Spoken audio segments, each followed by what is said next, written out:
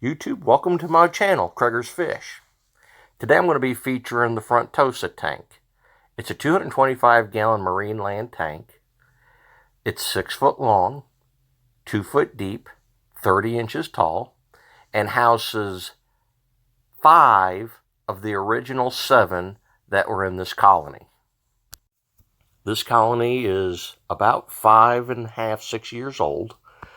The smallest fish within the original group is about 8.5 inches.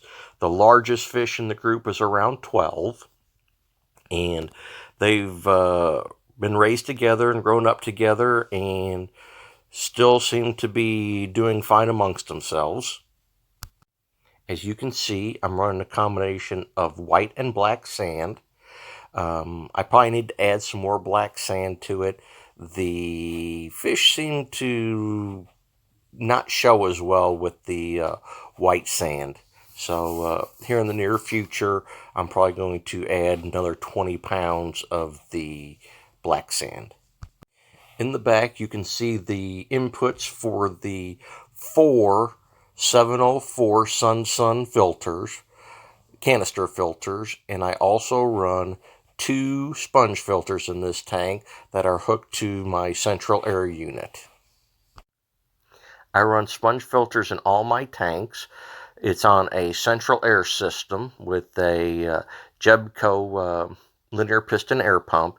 In the event that we have a power outage, all I have to do is plug in 1 air pump to run the fish room. As you can see, there's been an addition, 2 small Frontosa, one about 4 inches, the other about 3. They were kind of forgotten in a display tank that was in my local fish store, mom and pop fish store, that they are retiring, and when they tore the tank down, they remembered and found those 2. After discovering them, they had given me a call and wanting to know if I could take them, and so I told them I would take them and put them in my tank and raise them out.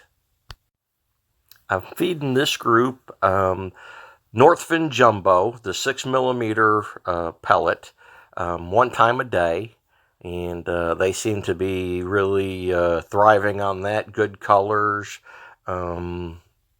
In typical Frontosa fashion, they kind of let it sink and then kind of just graze with what little bit is in there, but no feeding frenzy, no big fights.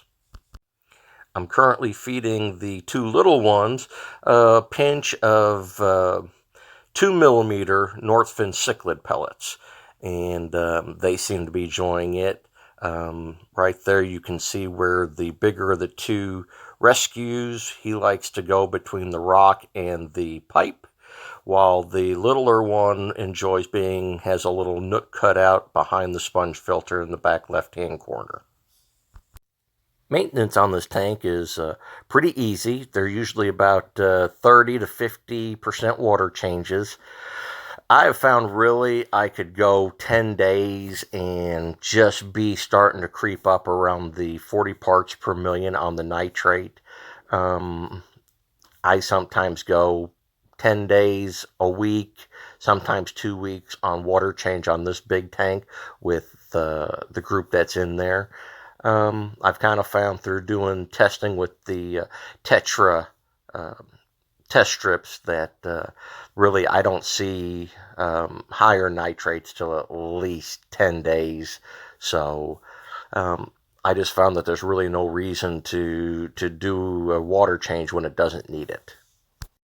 For lighting, there's a 6-foot Aqua Neat red, green, blue adjustable light on the top, and they seem to appreciate that light because I can run this tank fairly dim how they like it. If I tend to throw too much light at them, it really has a tendency to wash them out. As I mentioned earlier in the video, there originally was 7 in this tank, and I believe my ratio wasn't very good. I believe it was 6 males and 1 female. So I had moved my biggest male and the female to a 75-gallon. Well, after about 2.5 months, you can see the result. They had babies and bred, and right now there's currently probably 30, I'm going to say between 25 and 30 Frontosa babies in the 75-gallon that I had moved the big male Koenig in and the female that you see right there in the tubing. Both seem to be doing well, feeding a lot of baby brine shrimp to the little guys, and we'll see how everything goes. Right now, Mom, Dad, and the babies are on a 75 together, and we will see how they get along and what happens. Thanks for watching. Bye-bye.